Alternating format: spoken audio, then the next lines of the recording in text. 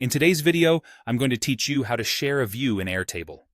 Let's walk through this process together, step by step. To start, once you're logged in, you'll find yourself on the Airtable dashboard.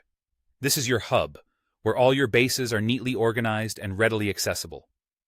What you'll want to do next is locate the specific table within your bases where the view you plan to share is located.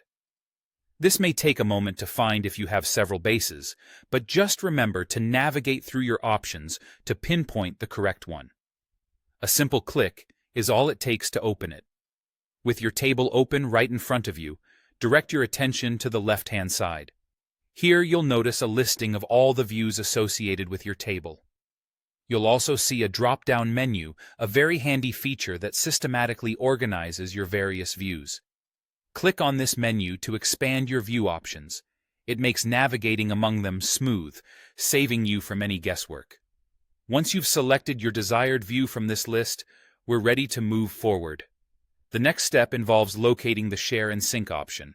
You'll typically find this within that same Views panel.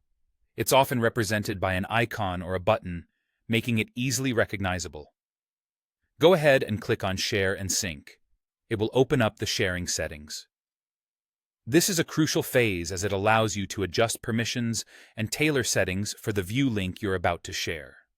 Being able to control these settings is particularly important if you want to keep your data secure and control what other users can access.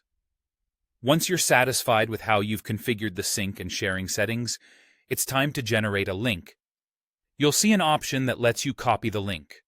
By clicking this, you create a shareable link for the view. Think of this link as an access key. It's the bridge that connects your data with your colleagues, friends, or anyone else who needs this information.